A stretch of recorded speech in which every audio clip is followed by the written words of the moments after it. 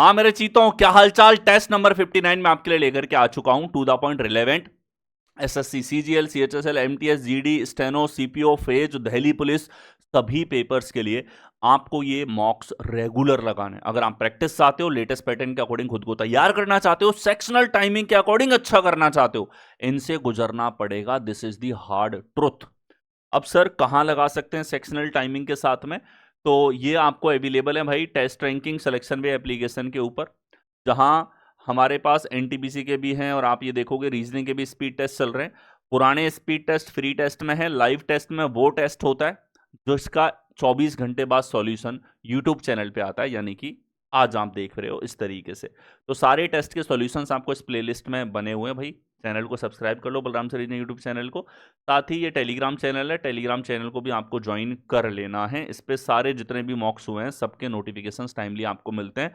Topic wise PDFs आपके लिए available हैं प्रैक्टिस के लिए। आइए, तो टेस्ट हमारे पास में, इसके लिए आपको ये एप्लीकेशन आपके फोन में जरूर होनी चाहिए। आइए भाई, यहां देखो निश्चित कूट भाषा में नंबर को लिखा जाता है 95, करंट को लिखा जाता है 97। तो उसी भाषा में मेजर को कैसे लिखा जाएगा?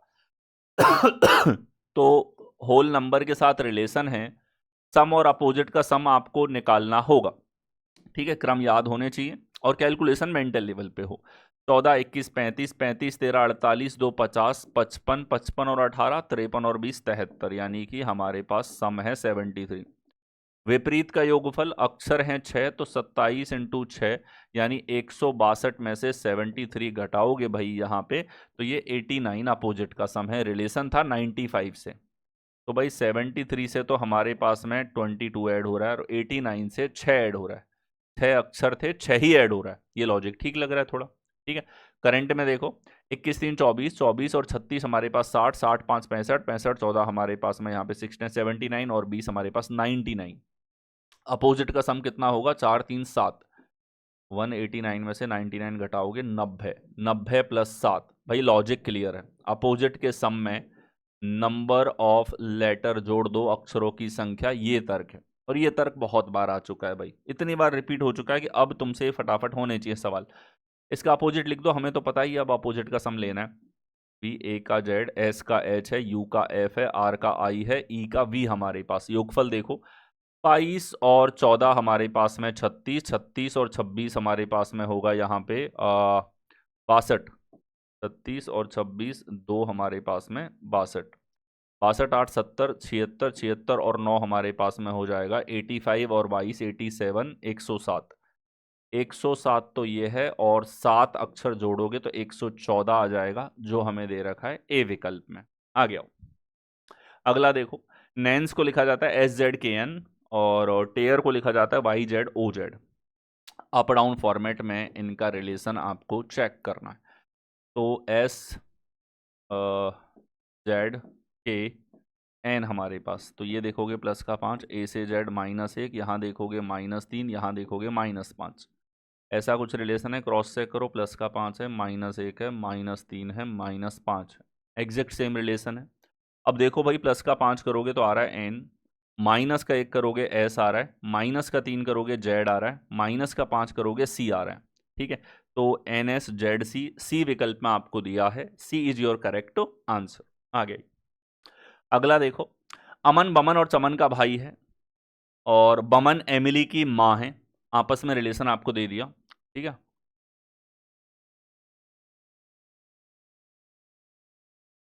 बमन एमिली की माँ है, बमन एमिली की माँ है। ठीक है, फरहान अमन के पिता हैं, अमन के पिता हैं फरहान। तो निम्नलिखित में से कौन सा निश्चित रूप से सत्य है? अमन और एमिली, देखो निश्चित रूप आ गया, मतलब जिसकी आप 100% दी गई जानकारी के आधार पर आंसर कर सको। तो देखो भाई, अमन और एमिली भाई बहन है, अमन और एमिली भाई बहन, ये तो पॉसिबल ही नहीं है। चमन इज मेल, चमन का जेंडर पता नहीं है। Chaman is brother of Aman, gender पता ही नहीं है। बमन इज सिस्टर ऑफ चमन, ये सही है, बमन बहन है, ये आपको जेंडर दे रखा है। चमन का जेंडर नहीं था। ये दोनों निश्चित रूप से हम नहीं कह सकते। आगे आओ। आगे देखो, लेटर से लेटर का रिलेशन आपको चेक करना है भाई। तो ये हमारे पास में आर एम जेड पी के एक्स हमारे पास में है और आप रिलेशन देखेंगे आर से पी -2, एम से के -2, जेड से एक्स -2। इसी तरीके से -2 -2 -2 -2a -2 हमारे पास में यहाँ पे n -2 हमारे पास में यहाँ पे g। तो ए एन जी आपको दे रखा है बी विकल्प में। आ गया। अगला देखो यहाँ पे लेटर्स के बीच में रिलेशन आपको चेक करना है भाई। तो आप देखेंगे x से b -2, v से t -2, g से c -4 है, c से y -4 है। ठीक है, तो -2 -2 -4 -4 -2 नहीं है, -2 -2 है, -4 -4 है। यहाँ सी विकल्प में बिल्कुल एजिटेस हमको दिया हुआ है। आ गया। नेक्स्ट देखो, नंबर्स में रिलेशन आपको चेक करना है। 76 से 11 आ रहा है, 88 से क्या आएगा, 68 से 9 हमारे पास में आया। तो आप देखोगे 76 से 11 आ रहा है, 68 से 9 और 88 से हमारे पास में क्या आएगा। ठीक है, चलिए यहां देखो भाई, बहुत छोटी संख्या आ रही है। डिजिट्स हम देखें, 7 6 13, 8 6 14। ठीक है, और डिजिट सम होगा 16 हमारे पास में यहाँ पे। तो डिजिट सम के साथ तो रिलेशन नहीं है। 11 से 77 सर 7 गुना -1 है, और 9 सत्ते 63 +5 है, 9 अट्ठे 72 -7, 11 अट्ठे 88 माइनस हमारे पास में 12। और देखोगे तो सर 6 गुना +10 है, और ये 9 छिकी 54 +12 है। ठीक है, और 5 गुना देखोगे तो सर 9 पंजे 45 +23, 11 पंजे 55 +21।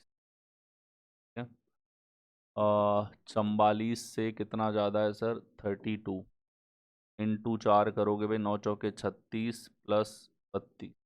वाह, क्या ही लॉजिक है। अब इसको स्टार मार्क कर लेना रिवीजन के लिए। मल्टीप्लिकेशन का लॉजिक है, लेकिन आपकी टेंडेंसी होती है कि आप यहीं देख रहे हो कि सर आप मल्टीप्लिकेशन के पीछे क्यों पड़े, क्योंकि स्क्वायर तो लग नहीं रहा, क्यूब लग नहीं रहा, डिजिट सम लग नहीं रहा भाई, बचा क्या है, वही है मल्टीप्लिकेशन। और ये वाला मल्टीपल है, इसके लिए आपको सारे मल्टीपल देखने पड़े। 4 गुना +32, तो किसके 4 गुने में 32 जोड़ने पे आया। पहली बात तो 32 घटाओगे तो बचेगा हमारे पास में 6 और 5 56, जो कि किसका 4 गुना है, 14 का। बढ़िया सवाल है ये। मल्टीप्लिकेशन कोई बढ़िया लॉजिक नहीं है, लेकिन आप जनरली क्लोज मल्टीपल चेक करते हो, 7 गुना 6 गुना चेक कर लिए, हार मान ली। ये नहीं करना है। आ गया। यहां देखो, एक ही पासे की 4 अलग अलग स्थितियां दे रखी हैं, 1 से 6 तक क्रमांक अंकित हैं। 2 दर्शाने वाले फलक के विपरीत फलक पर क्या होगा। ठीक है, तो 2 दर्शाने वाले फलक के विपरीत फलक पर क्या होगा। तो हमारे पास में आप देखेंगे 2 इधर है, 5 और 4 हमारे पास में है। तो हमने कहा सर 5 इधर ले लो, इन दोनों की तुलना कर लो। एक हमारे पास में एक ही दिशा में रोटेशन लगाओ, 5 के बाद आ रहा है 2, 5 के बाद आ रहा है 3, 2 और 3 अपोजिट होंगे, खत्म। इससे ज्यादा दिमाग नहीं लगाना, एक कॉमन हो तब। नेक्स्ट देखो, दिए गए आरेख में कितनी लाल कारें हैं। लाल कारों की कुल संख्या पूछ ली। तो भाई लाल लाल लाल लाल लाल लाल ये रहा लाल कारें, 6 और 5 11, 14 और 8 हमारे पास 22, 22 और 11 33। कौन से विकल्प डी में। ये लाल कारों की संख्या। केवल लाल कार पूछता तो हम इसके साथ जाते, केवल लाल कार का हिस्सा, जो केवल लाल कार है और कुछ नहीं है, 8। लेकिन इसने पूछा लाल कार है कितनी है, यानी टोटल। आगे देखो, ACD 13, question mark, KPS 15, JOR 196, ZYO 17, YXN 256। देखो भाई, लेटर्स में रिलेशन देखोगे तो सर K से J -1, P से O -1, S से R -1, -1 -1 -1। तो करो ना भाई, Z B और C। तो ZBC हमारे पास में यहाँ पे बी विकल्प में है। -1 का लॉजिक यहाँ पर लगा है। आ गया। अगला देखो, 16 से 5832, 22 से 13824, 27 से हमारे पास में क्या आएगा। ठीक है, तो देखें यहां हमारे पास में 5832, यानी कि ये 18 का क्यूब है बाबू, 22 ये 24 का क्यूब है। ठीक है, यहाँ 27 है, 29 का क्यूब करोगे, 9 नाम 81 इंटू 9, लास्ट का अंक 9 आना चाहिए, जो हमारे पास 24389 है। कौन से विकल्प बी में। दो बड़ी संख्या का क्यूब लिख रखा है इसने। यहां देखो, दिए गए विकल्पों में से बेजोड़ का आपको चयन करना है। कौन सा बेजोड़ है यहां पर। तो आप देखो भाई, ये 3 गुना, ये 3 गुना, ये 3 गुना, ये 3 गुना, यहाँ देखोगे 3 गुना, यहाँ देखोगे 3 गुना, यहाँ 3 गुना नहीं है, यहाँ 3 गुना। तो भाई गड़बड़ है बी विकल्प में। बाकी तीनों एग्जैक्टली सेम पैटर्न को फॉलो कर रहे हैं। यहाँ देखो 330, 421, क्वेश्चन मार्क, 603, 694, 785, प्रश्न चिन्ह के स्थान पर क्या आएगा? ठीक है, तो देखिए यहां आप देखेंगे तो हमारे पास में सर 70, 91 ज्यादा हो रहा है। इधर देखोगे 91 ज्यादा, ये देखोगे 1 और 9 ज्यादा। तो भाई एक ही चीज तो जोड़नी है, 91, एक और एक 2, 9 2 11 आ रही है 5, 512, आंसर सी विकल्प आ गया। नेक्स्ट देखो, एक निश्चित कोड भाषा में फैंसी को लिखा जाता है ACPEH। तो कोडिंग डिकोडिंग है, अप डाउन फॉर्मेट में लिखो, सवाल दिखते ही FANCY हमारे पास में है, जिसे ACPEH यहाँ पे लिखा जाता है। तो अब आप देखोगे कि सर 6 1 14 3 25 यहाँ पे है, 1 3 16 5 8 हमारे पास यहाँ पर है। ठीक है, एक इधर आ रहा है, सी इस तरफ आ रहा है, पुनर्व्यवस्था तो नहीं है। यानी आप देखेंगे यहाँ से यहाँ -5, ये देखोगे +2, ये +2, ये +2, ये अलग है। पर एक चीज देखो, पहले और आखिरी में आप देखेंगे, ठीक है, पहले और आखिरी में आप देखोगे कि सर y से a +2, f से h +2 है, प्लस के 2 का लॉजिक है। तो इसी तरीके से कैरेट में देखो, पहले और आखिरी में +2 ऐसे लगेगा v और ख़त्म होगा हमारे पास e पे, v से शुरू e पे ख़त्म, v से e पे ख़त्म, तो केवल c विकल्प है। बीच में +2 अगर आप करते हो तो हमारे पास में आ रहा है ये। एग्जैक्ट लॉजिक के बारे में सोचना है। आगे आओ, यहां देखो वर्तमान से 8 वर्ष पूर्व एल और एम की आयु का अनुपात 5:6 था। यानी कि प्रेजेंट से बात कर रहा है। ये कह रहा है कि 8 वर्ष पहले एल और एम की आयु का अनुपात 5:6 था। वर्तमान से 5 वर्ष पश्चात, ठीक है, उसके आयु का अनुपात 6:7 होगा। एल और एम की वर्तमान आयु कितनी है? देखो भाई, 5 और 6 भी क्रमागत थे, 6 और 7 भी क्रमागत थे। यानी ऐसा सवाल हो तो आप एक चीज देखना, 5 से 6 प्लस का 1 है, यही डिफरेंस 6 से 7 में है। तो इस 1 जब बराबर है तो इस 1 की वैल्यू हमारे पास में है 8 और 5 13 साल के बराबर। 1 बराबर 13 है तो इनकी उम्र थी 13 पंजे 65, 13 छिकी 78 हमारे पास में, 13 छिकी 78, 13 सत्ते 91। ये तो इनकी उम्र है। हमें चाहिए भाई साहब इनकी उम्र, यहां पर अगर देखा जाए तो वर्तमान में कितनी उम्र है। तो 65 के 8 साल बाद हमारे पास में यहाँ पे 73, और 78 के 8 साल बाद हमारे पास में 86 यहाँ पे है। ये वर्तमान आयु है 73, 86। आगे देखो भाई, कथन, कथन के बाद निष्कर्ष आपको दे रखा है।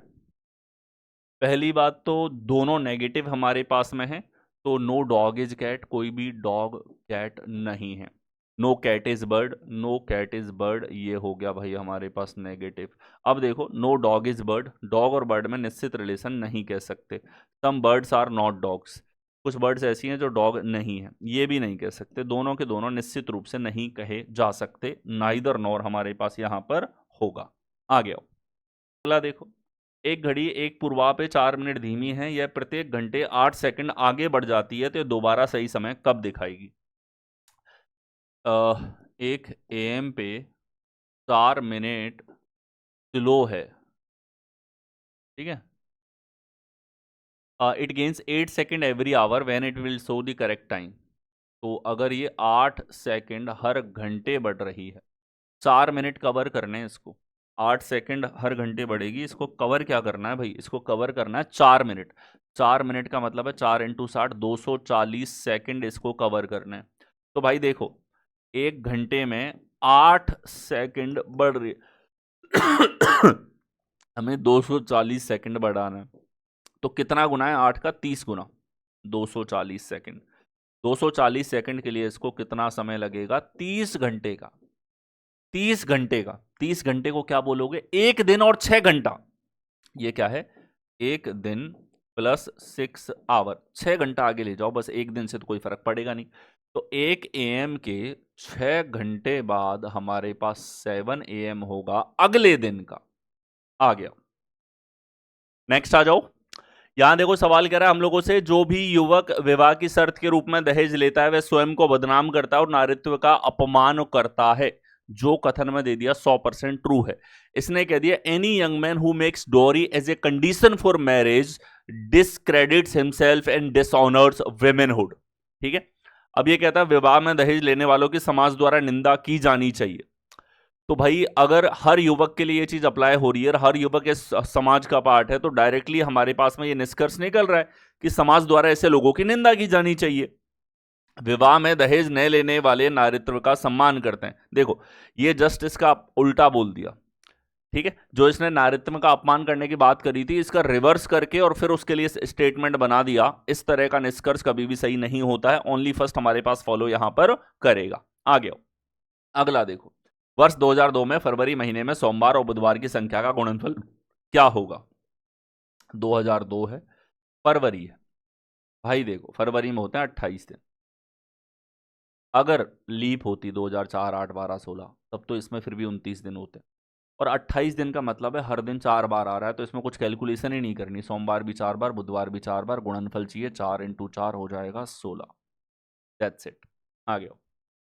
अगला देखो, निम्नलिखित में से किस युग्म के वर्षों का कैलेंडर समान है। समान कैलेंडर, तो देखो भाई ये लीप ईयर है। ये हमारे पास में 1964 के 2 साल बाद लीप +2 है। ये लीप ईयर के 1 साल बाद आती है। ये लीप ईयर है। देखो भाई लीप +1 का रिपीटेशन 6 साल के बाद होता है, 6 साल बाद नहीं है इसमें। लीप +2 का रिपीटेशन 11 साल के बाद होता है, ये बिल्कुल सही है। इसका कम से कम 28 साल के बाद, ये तो तुरंत आ गया। इसका कम से कम 28 साल बाद, ये भी तुरंत आ गया। सी करेक्ट आंसर होगा। ठीक है। आ गया। अगला देखो, 5 लड़कियां हैं, RS, T, V और H एक पंक्ति में उत्तर की ओर मुंह करके बैठी हैं। कितनी हैं? 5 लड़कियां। 1, 2, 3, 4, 5। लेफ्ट इधर, राइट इस तरफ। ये कहते हैं एस के दाईं ओर केवल एक लड़की बैठी है। एस के राइट में केवल एक लड़की बैठी है। ठीक है। चलिए,